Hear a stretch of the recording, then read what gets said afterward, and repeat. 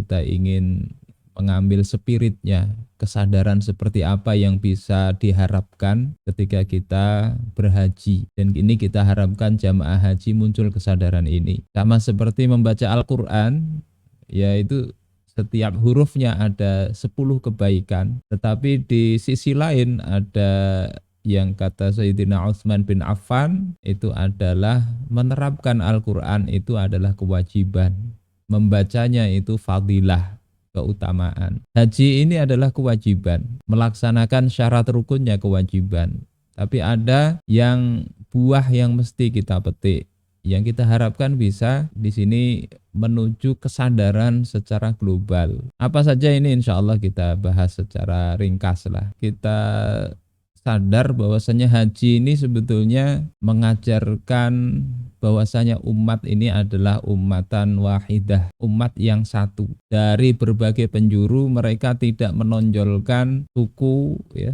kebangsaan, warna kulit, bahkan pakaian. Mereka semua pakaiannya sama. Tidak ada yang pakai model macam-macam, tidak. Mobil khusus yang laki-laki. Ini mengajarkan, mengingatkan bahwasanya umat ini adalah umat yang satu. Pada masa Rasulullah Shallallahu Alaihi Wasallam mereka berhaji, mereka satu negara yang dipimpin oleh Rasulullah Shallallahu Alaihi Wasallam. Setelah itu juga sama, selama 1000 tahun lebih, ya 1300 tahun umat Islam tidak terpecah-pecah. Sekarang ini kita terpecah-pecah. Ya, untuk berhaji harus ngurus visa ini, visa itu. Dari berbagai negara, izin ini, izin itu. Kalau dulu enggak. Kemudian yang kedua, haji itu juga kita diminta untuk ihram. Ada pakaian khusus. Ini menunjukkan juga adanya kesetaraan. Bukan hanya umat yang satu, mereka sama. Antara yang kaya dan yang miskin, atributnya itu sama. Atribut-atribut dunia, jenderal, kopral, itu juga samakan, tidak ada keistimewaan di sini. Nah, kalau Arafah yang sekarang jamaah haji itu menuju ke sana, itu simbol yang menyatukan semua bangsa. Muncul pertanyaan sekarang, kenapa umat Islam saat ini masih mudah dipecah belah, saling sikut? Tidak peduli ketika saudaranya seperti di Gaza misalnya sampai sekarang masih tertindas. Kenapa tidak muncul? Kita ini satu, mestinya begitu. Kemudian yang kedua, selain bahwasanya haji itu adalah makna yang bisa diambil adalah adanya kesatuan umat. Haji ini juga spirit yang muncul mestinya ketaatan total. Kisah Nabiullah Ibrahim dan Ismail kemarin yang kita bahas di pekan lalu itu menunjukkan bahwasanya tunduk kepada Allah itu tanpa perlu berpikir ini terbukti ilmiah apa enggak. Enggak perlu pola pikir saintifik. Asal ini sudah perintah Allah Subhanahu wa taala, maka enggak ada pilihan. Wa ma kana lil mu'minin wala mu'minatin idza qadallahu wa rasuluhu amran ayyakuna lahumul khiyaratu min amrihim. Enggak ada bagi orang mukmin laki-laki maupun perempuan, tidak pantas. Kalau Allah dan Rasulnya sudah menetapkan suatu perkara, dia akan ada pilihan lagi, mencari pilihan, mencari opsi untuk perkara tersebut. Sehingga ini kisah Nabi Ibrahim dan Ismail sudah kita bahas di pertemuan pekan lalu. Kemudian yang kedua, ketaatan yang total ini perlu pengorbanan. Pengorbanan hal-hal yang kita senangi, yang kita mungkin hidup kita tumpuan kita ke situ, itu dikorbankan untuk apa? Untuk ketaatan kepada Allah Subhanahu wa taala. Kemudian juga ada kisah melempar atau melontar jumrah. Ini juga menjadi simbol untuk berani melawan setan. Nah, pertanyaannya, setan sekarang ini kan bukan setan yang gaib itu yang diruqyah selesai. Setan sekarang ini bahkan mungkin bisa mengundang peruqyah untuk apa? Tanda tangan hal-hal yang menentang Allah dan Rasulnya. Beranikah kita melakukan ini? Kita harapkan jamaah haji yang kemudian pulang nanti itu berani, tambah berani untuk bermusuhan dengan setan. Inna syaitana lakum aduwwun fattakhidhuhu aduwwa. Sesungguhnya setan itu adalah musuh bagi kalian, ambil dia sebagai musuh. Siapa setan itu? Nanti ada jenis jin, ada jenis manusia. Prinsipnya apa saja yang yasudduna an sabilillah, mereka menghalangi manusia dari jalan Allah, yaitu kerjaan setan, bala tentaranya setan. Siapkah kita kemudian untuk mengambil spirit ini? Kemudian ketaatan ini total itu mestinya pada semua kewajiban. Ada dari Abu Hurairah radhiyallahu taala bahwasanya Rasulullah Shallallahu alaihi wasallam beliau ditanya, ayyul amali afdal? Amal mana yang paling afdal? Maka beliau menjawab, imanum billahi wa rasulih. Beriman kepada Allah dan Rasulnya. Yang paling afdal itu. Sehingga kalau haji tidak dibarengi dengan iman, tidak dilandasi karena keimanan, nah ini hal paling mendasarnya sudah tidak dia dapatkan. Jadi yang paling afdal itu iman. Kemudian ditanya, summa madza? Kemudian apa setelah iman itu? Maka beliau katakan, al jihadu fi sabilillah. Jihad di jalan Allah, berperang untuk meninggikan kalimatullah. Kemudian summa madza? Setelah itu apa? Maka jawab Rasul, hajjum mabrur, haji yang mabrur. Jadi kalau ini semua kewajiban, haji itu intinya adalah ketundukan total, maka mestinya juga totalitas di dalam Islam itu.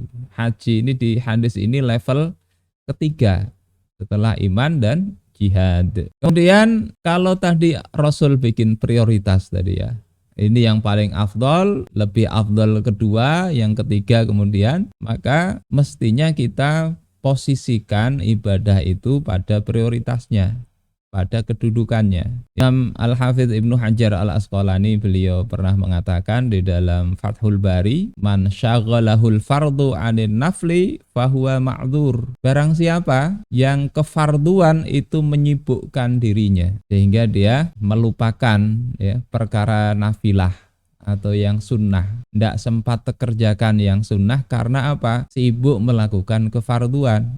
Fahuwa ma'dzur, maka dia itu dimaafkan. Wa man syaghalahu naflu 'anil fardhi fahuwa maghrur. Tapi siapa yang ibadah sunnah itu menyibukkan dia sehingga lupa dari kefarduan, fahuwa maghrur, maka dia itu orang yang tertipu. Tertipu siapa? Ini salah satu kerjaan setan itu.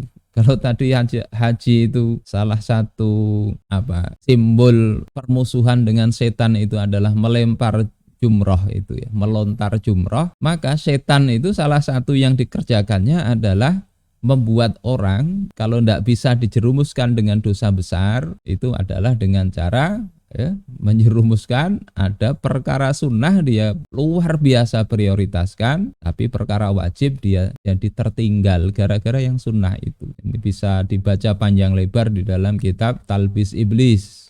Bagaimana iblis, mbahnya setan ini berupaya membuat manusia itu terkaburkan, kadang merasa sudah bagus tapi masuk dalam perangkap jebakan setan. Salah satunya ya ini, sibuk dengan yang sunnah, lupa dengan yang wajib.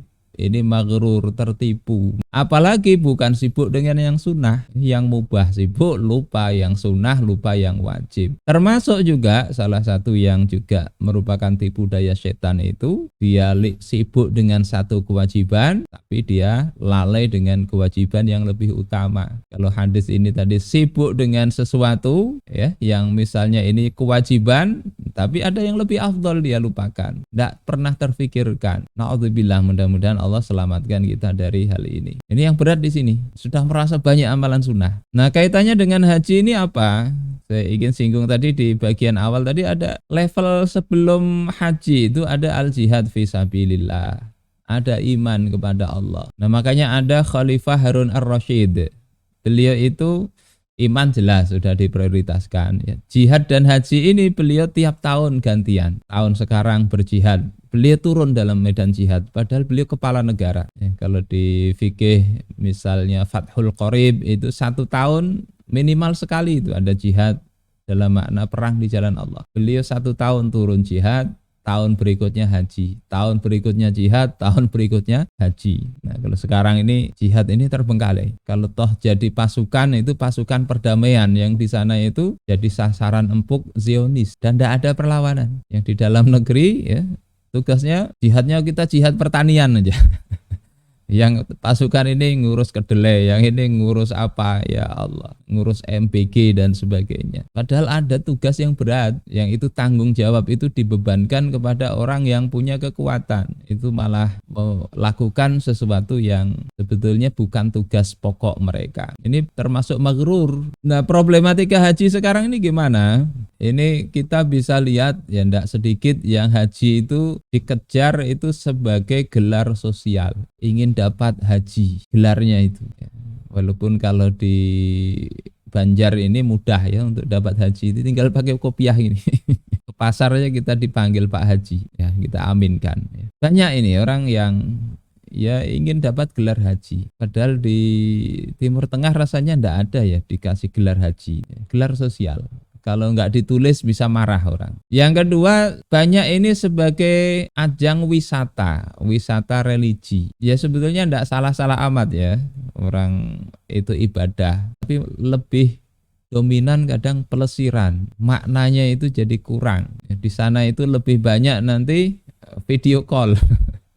Atau mohon maaf kadang ya kita merasa kadang kurang pantas itu di makamnya Rasulullah Shallallahu Alaihi Wasallam di Raudhah misalnya, kita banyak apa istilahnya bukan berdoa atau apa tapi malah ya kamera itu berkameraan. Kemudian yang kedua, ritual yang dilakukan itu kering makna, minim transformasi, karena kadang juga ndak begitu paham ada apa ini, ngapain lari-lari di sini.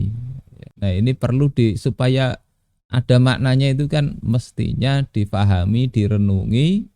Dan ketika melakukan itu dibayangkan bagaimana dulu Nabiullah Ibrahim meninggalkan Hajar istrinya, bagaimana Siti Hajar ketika putranya yakni Ismail kehausan cari air, pontang-panting lari ke sana kemari dari Sofa ke Marwa bolak-balik. Nah itu ketika disadari ya, kemudian dihadirkan itu dalam hati ketika sa'i. Insya Allah itu lebih bermakna, tidak akan bertengkar. Karena kadang ada orang sedang haji itu bertengkar. Kemudian yang banyak itu adalah kesenjangan antara kesolehan ritual versus kesolehan sosial. Bahkan tak jarang orang ingin berhaji itu melakukan hal yang melanggar kesolehan ini, merebut antrian, ya. Ini antriannya direbut, melakukan kedustaan, apa yang bukan haknya dia ambil, memoroti jamaah haji dan sebagainya. Ini agak ambigu ya. Di satu sisi ingin mendekatkan diri kepada Allah, tapi di sisi lain dia bisa curang begitu di dalam mengatur haji atau mendapatkan antrian itu. Ini diperparah dengan memang yang terjadi lebih dominan ya, warna bisnis itu begitu kental sehingga ya jadi mahal seperti itu. Tidak di sini ya, di sana di Arab sendiri juga begitu.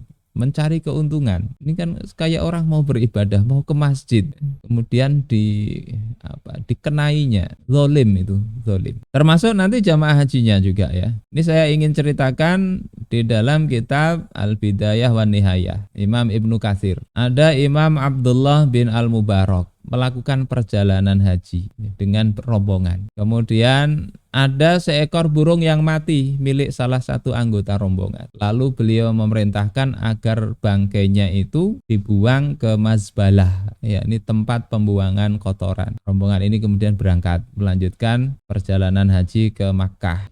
Imam Abdullah bin Al-Mubarak ini berjalan di belakang.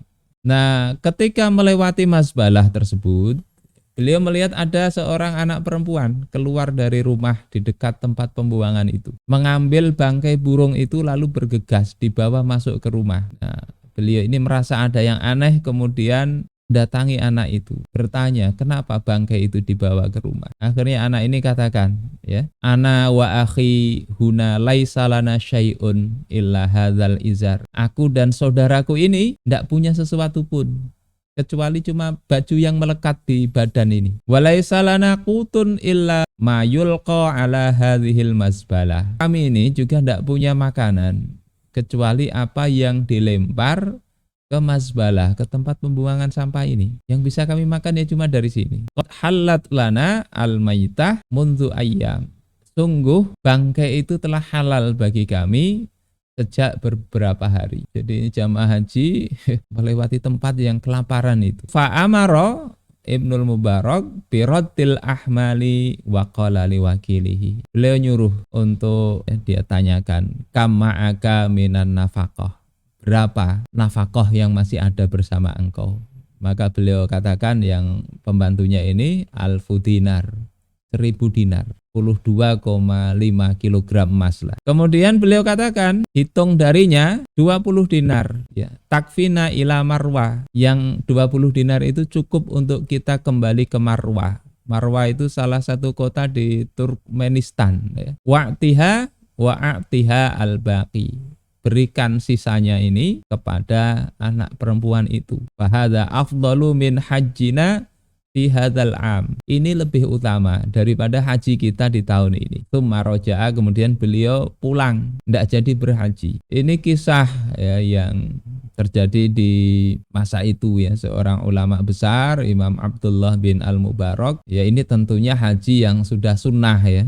Tidak tiap tahun sunnah, karena wajibnya haji itu kan seumur hidup sekali. Kalau sudah berulang kali dalam kondisi seperti ini, afdol kesolehan sosial tadi itu dilakukan, kecuali ya tadi sudah juga yang ini sudah dilakukan, yang haji juga tetap bagus untuk diulang. Jangan sampai kita kemudian punya pandangan negatif juga kepada orang yang haji berulang kali, karena bisa jadi dia haji berulang kali tapi dia juga soleh ya, bagus, dermawan dan sebagainya. Saudara-saudaraku yang dimuliakan oleh Allah Subhanahu wa taala, ini contoh ya bahwasanya ada ya, kewajiban-kewajiban itu banyak ya, kewajiban kepada Allah tadi, kemudian kepada diri, keluarga, tetangga. Dan yang sekarang banyak terabaikan itu yang lebih afdol daripada haji, yakni jihad. Yang Rasul katakan ketika ditanya summa madza, kemudian apa lagi setelah iman? Kata beliau al jihadu fisabilillah. Sekarang apakah sudah ada? Ya ada. Tapi yang dilakukan oleh sebagian kecil umat Islam kurang masih. Perintahnya jihad ini kan di dalam Al-Qur'an ini, surah Al-Baqarah 194. Famani tada alaikum fa'tadu alaih bimithli ma'tada alaikum. Barang siapa yang menyerang kamu, maka seranglah ia. Serangan yang diharapkan itu bimithli ma'tada alaikum, yang seimbang. Kita ini ya ada yang jihad, mungkin sebagian kecil di Palestina sana, tapi tidak seimbang. Yang punya imbangan kekuatan justru mereka tidak mau melakukan itu. Malah justru gabung dengan musuh kaum muslimin. Ikut dalam BOP misalnya. Sudah di BOP dibantai pulang oleh Zionis. Serangan yang diminta itu serangan seimbang. Kita lihat ya yang baru ini ya. Februari kemarin AS dan Israel itu menyerang fasilitas militer, pemerintahan dan nuklir Iran. Alasannya katanya senjata nuklir, padahal sebetulnya ya enggak. Kemudian Iran membalas. Ini agak sepadan kalau ini ya. Diserang pakai rudal, dibalas ya, dengan yang semisal. Tapi nanti kita lihat apakah ini berlanjut terus ya. Ternyata enggak. Enggak cuma itu, menutup Selat Hormuz untuk kapal Amerika dan sekutunya. Hasil yang tak terduga, senjata canggih Amerika itu kalah. Kita katakan kalah ya, karena dari sisi pendanaan ya, mereka keluar lebih besar. Dan apa yang diinginkan itu tidak tercapai. Sampai akhirnya ada perundingan damai. Yang kemudian ini gagal juga. Kemudian Israel tetap membombardir Lebanon termasuk Beirut bahkan. Jadi ini terjadi secara kasat mata. Tidak perlu banyak analisis, ini kelihatan. Korbannya juga banyak. Yang perlu kita kritisi, klausul gencatan senjata ini antara Iran dengan Amerika itu tidak menyinggung Palestina maupun Gaza. Jadi sudah perang tadi untuk apa? Ya. Ternyata ketika damai, Palestina dan Gaza tidak disinggung. Padahal ini korban sampai sekarang ini terus berjatuhan. Tambah gini jadi 72.783 orang. Ini belum yang nanti kelaparan, kita lihat gambarnya itu, ya Allah. Ini gimana coba umat Islam sebanyak ini? Mudah-mudahan muncul ya kesadaran dari jamaah haji. Ini problem kita ini. Bukan hanya umat Islam yang korbannya Zionis ini. Ini orang-orang yang non-muslim pun itu juga jadi korban. Kalau ini yang dari Kanada, dari mana ini yang masuk relawan flotilla ditahan oleh militer Israel, ada diperkosa, ditembak, dijambak dan sebagainya. Ini orang-orang Eropa. Jadi ini sebetulnya bukan hanya kejahatan kepada kaum muslimin, kepada non-muslim ya, sama juga ada. Sehingga jihad tadi memang sudah dilakukan sebagian kaum muslimin, tapi ya tadi masih kurang, perlu persatuan. Kenapa Mbak nggak bisa? Karena negeri-negeri kaum muslimin di sekitar Israel sendiri itu justru banyak bergabung ya, pro mereka. Yang jauh meskipun tentaranya dibunuh juga menyebut Israel aja tidak berani. Ya. Jadi ini luar biasanya kaum muslimin sekarang ini. Luar biasa parah. Nah, haji ini harusnya menjadi momentum persatuan umat. Sadarlah bahwasanya ini Allah sudah kasih simbol-simbol persatuan. Kitabnya juga satu, ajarannya satu. Nah, dan juga Allah turunkan syariat Islam itu untuk mewujudkan persatuan. Karena kalau tidak pakai hukum syariat Islam ya nggak akan bersatu. Masing-masing mau sendiri-sendiri. Sementara Allah katakan wa'tasimu bihablillahi jami'an. Berpegang teguhlah kalian semua kepada tali Allah. Kepada agama Allah, kepada syariat Allah Subhanahu wa taala. Kalau pegangannya sama, otomatis mereka akan bersatu insya Allah. Tapi kalau enggak, masing-masing pegang masing-masing aturan, ya enggak mau bersatu. Ini beberapa hal kenapa Islam itu yang bisa menyatukan, dan ini menjadi harusnya follow up dari haji itu. Pertama, karena Islam merupakan agama yang universal, bisa dibaca ini di Al-Quran. Kemudian melarang berpecah belah, kemudian mewajibkan kaum muslimin untuk mentaati pemimpin, melarang memisahkan diri dari penguasa, dan penguasanya ini harusnya satu, ya, tunggal, ya, aturannya satu, diwajibkan penguasanya tunggal. Maka ini sebetulnya yang bisa menyatukan kaum muslimin. Tanpa ini ya, kita bolak-balik haji ya tetap pulang haji tetap tercerai-berai. Mudah-mudahan Allah Subhanahu wa taala munculkan kesadaran kita semua dan wabil khusus jamaah haji untuk bisa punya kesadaran global tadi. Persoalan umat ini untuk taat pada Allah Ta'ala, untuk bebas dari penjajahan musuh-musuh mereka, tidak bisa tidak, harus kembali kepada Islam itu sendiri.